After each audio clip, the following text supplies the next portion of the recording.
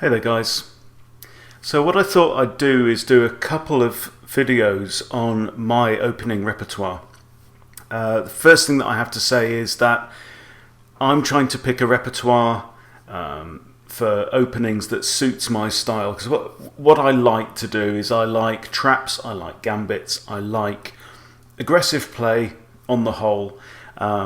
So with that disclaimer in mind, I'm not saying that the openings that are right for me are going to be right for you, but what we're going to do is we're going to use the Explorer on chess.com. That's chess.com/explorer. If you're a paid up member on chess.com, it's going to remember all of your games, and it will let you it will show you the stats on your previous games. Okay, so I've come here onto the Explorer. I've set it to my games rather than master games because, you know, they've put years and years and years of study into everything, and they have lots and lots of time to think stuff through. I would probably set it to rapid as well, so that, because sometimes I'll just try stuff out on Blitz. I'll try out new stuff on Blitz. So Blitz is basically what I do when I'm trying to practice something, or when, you know, winning doesn't really matter. I'm just doing it for the experience, but I tend to play rapid more seriously. Okay, so you can see on here that I've played one e4 just over 1,000 times, and I've played one d4 300 times. Okay, I used to play d4, and I used to play the London system. I do recommend the London system. Okay, it's very easy to learn. It doesn't have heaps and heaps of theory. I think it's useful for players of any level. The top grandmasters play the London, and you can play the London. It's pretty cool. However, in recent times, I've moved to playing one e4. Okay, so that would be my recommendation. Now, that's not the end of the video, because what we need is a response to each of Black's responses. Okay, so you can see on here that the most common response by far, with 554, is e5, and there we go. Now, so I'm playing as white, so it's telling me that with knight f3 I've won 51% of the games. With d4 I've actually won 66% of games. So that is definitely something to look into. So d4 is the Danish Gambit. Well, it's leading to the Danish Gambit. It's called the centre game. I've got a separate video on the Danish, but let me just show you ideally how it works. So you want black to grab the pawn on d4, and then what you do is you offer up another pawn on c3. Black thinks, look, I'm already up, I've got double pawns, I'm going to go for it and just grab as much as I can, and still you don't recapture on here. You play your light square bishop to c4, and if black gets greedy and tries to grab another pawn, then what you do is you play bishop to b2, and what you've got now is you've got these two bishops. You've given up at this point 2 pawns because you've just captured one back, and you've got these absolutely deadly bishops pointing down there. So if you have something natural like knight to f6, you can play queen to b3, and the threat is bishop coming in, grabbing the pawn with check. It's a very exciting kind of way to play. Queen comes out here. Now this pawn is only defended once, so quite often you'll get something like this, and then queen takes, and then king to f1, and black's thinking, hey, I'm in control of this, I'm up in material, I'm all good, I'm going to carry on developing, and then bang, you can do something like rook to e1, and the queen is a goner. So the Danish Gambit is great fun. It's pretty sound. I wouldn't play it against very experienced players, but I think up to 1300, 1400, 1500, you will get good results with this. I think it's probably better suited to blitz play 10-minute, 20-minute games than it is to longer format games. So that's that one. Let's go back, because okay, so that's my most successful opening, but what I'm playing right now is something more more straightforward, more classical, with knight to f3. So what I'm doing is obviously I'm wanting to develop the minor pieces on my king side so that I can castle king side. Most common response by a long way, knight to c6, and then most recently, as you can see on here, with 150 games and 53% wins, I've been playing d4, which is the Scotch game, and the most common response by a long way, because I've now got two attackers on there, most common response is to capture, and then I'm playing bishop to c4, which is the Scotch Gambit. Okay.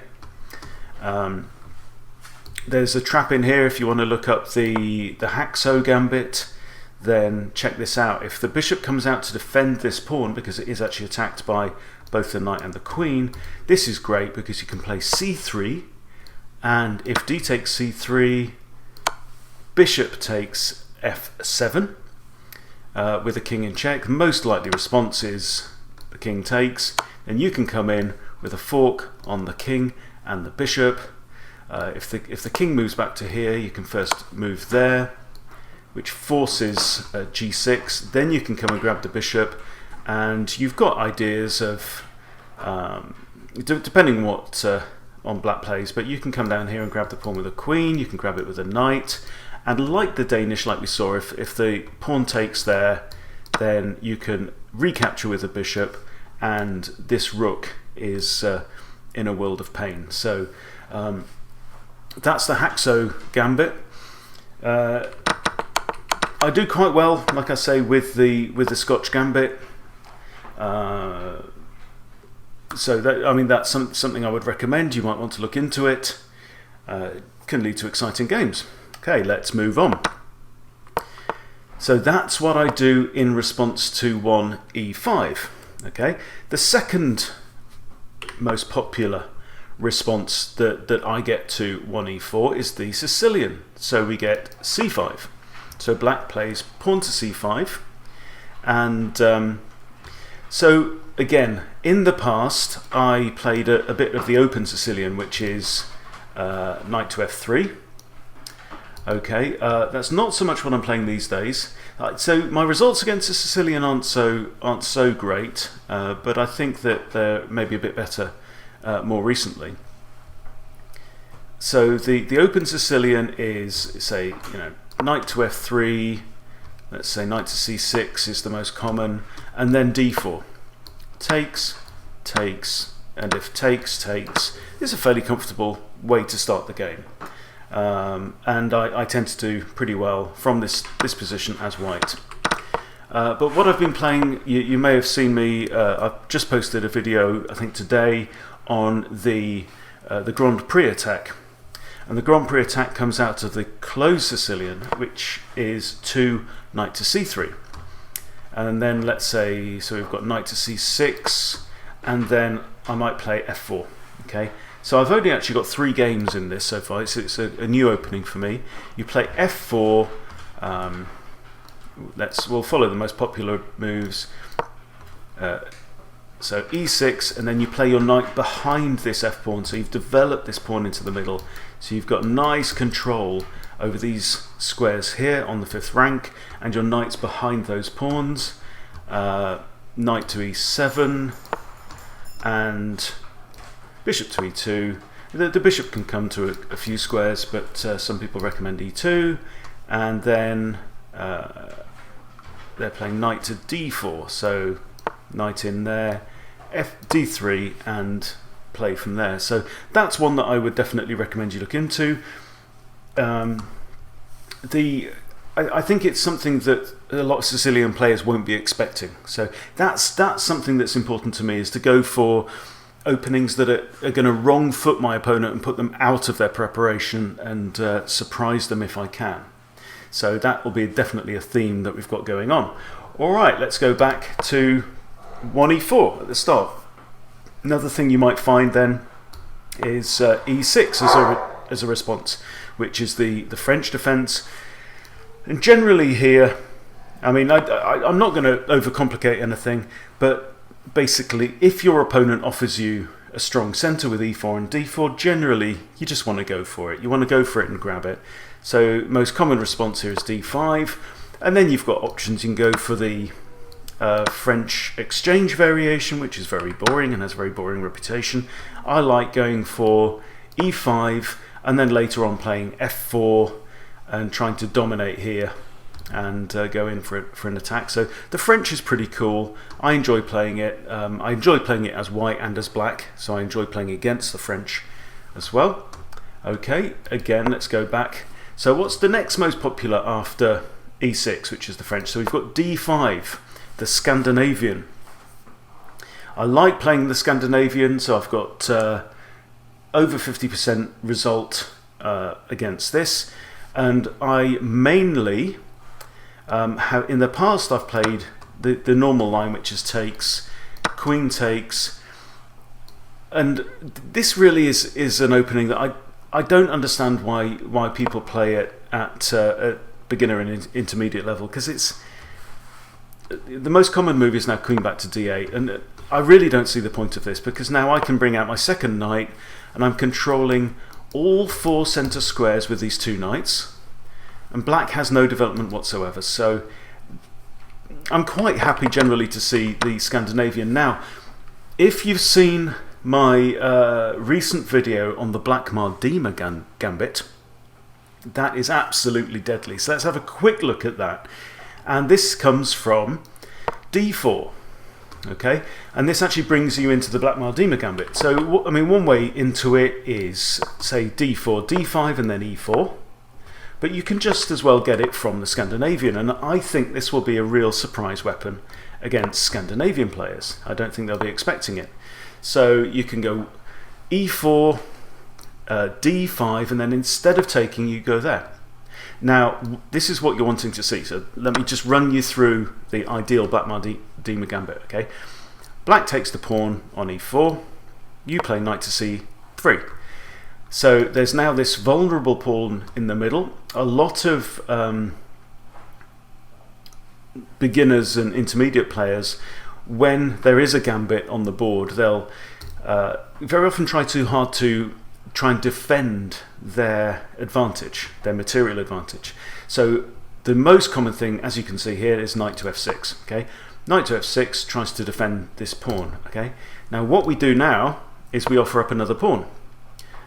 So f3, and I've had 13 games where they've taken f3 and only 1 game where they haven't.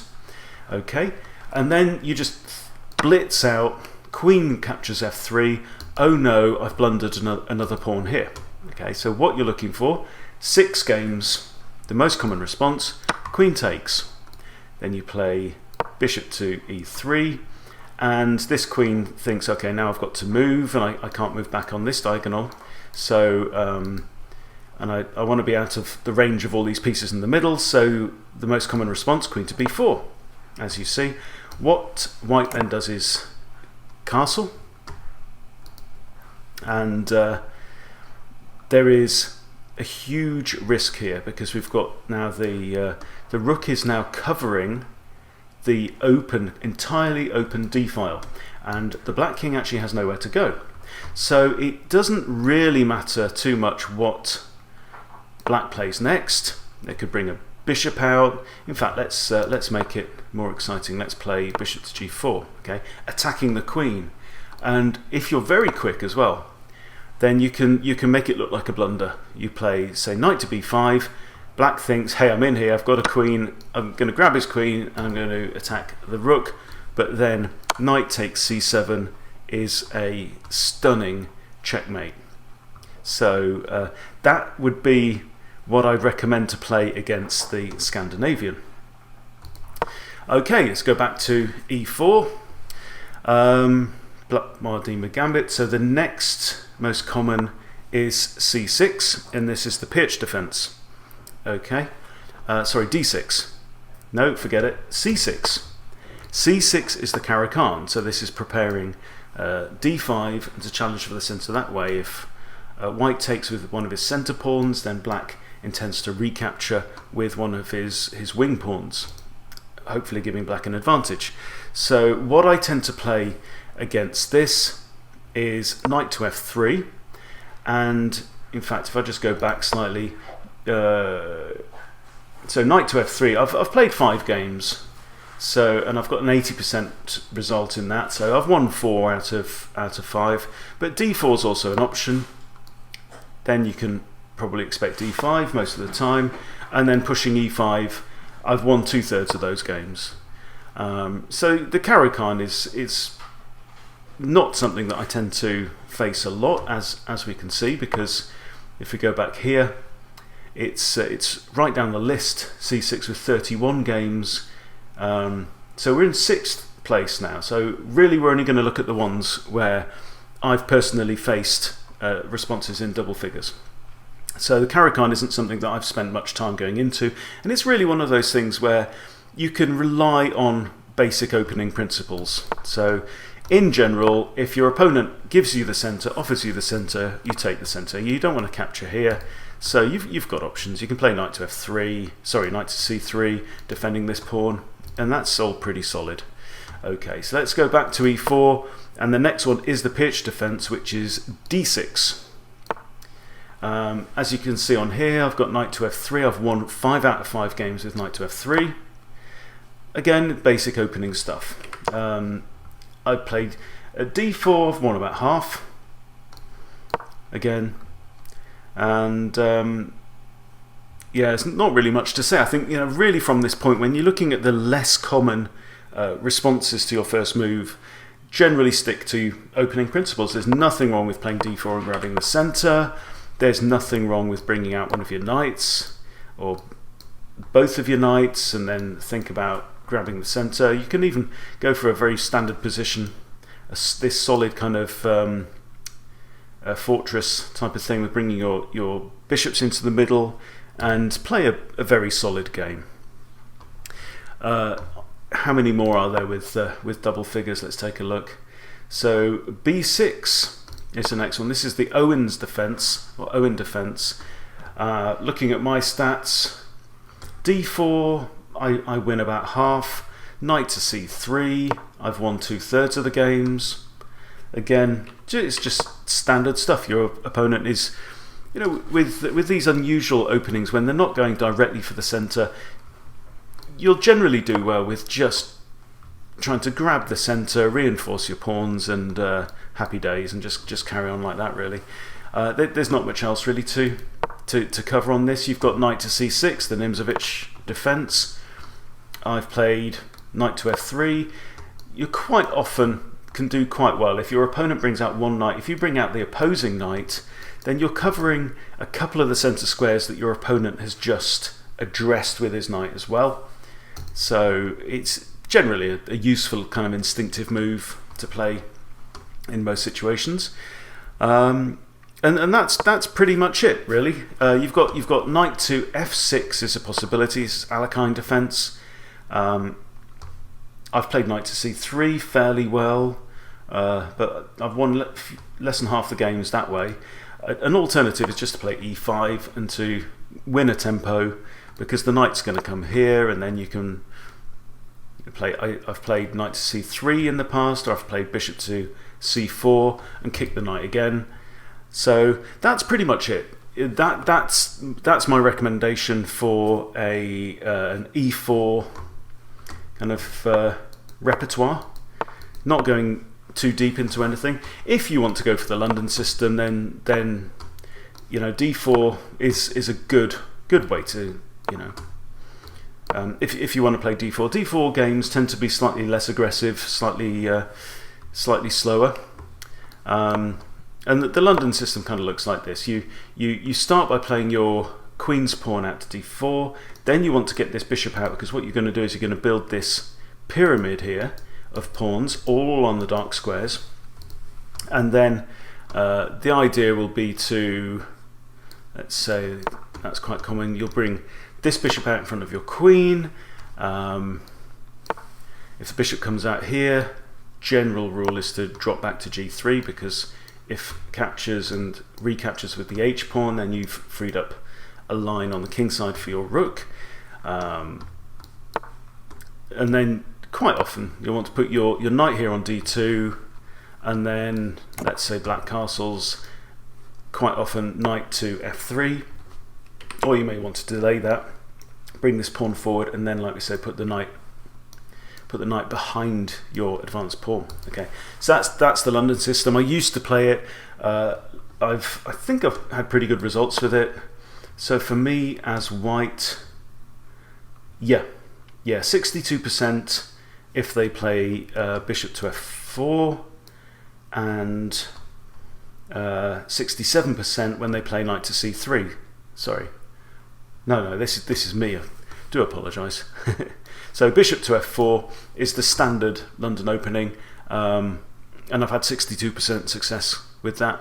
Only lost 35% of the game, so that's something you might want to consider. It's a great little opening if you want to bang out your first 7 or 8 moves without having to think too much. It tends to be pretty good like that. Okay, so that is my basic recommendation for an simple opening repertoire for white. My advice is actually to do what I've done here, to load up the chess.com Explorer if you're on chess.com. Go back, look at your own games, and look at the patterns, the openings, the responses that you've had the most success with in the past. And if there are any kind of weird ones that you've not done very well at, that's the point where you want to start digging deeper. Go on YouTube and say, aggressive response to whatever, and whatever the opening is. So I hope that's useful for you. It's been a bit of an eye-opening experience for me. I've made my notes on this, and that means I'll be able to keep my notes open for games in future, particularly if my opponent does an unusual response that I'm not prepared for. Okay, thanks for listening, watching. I'll see you next time.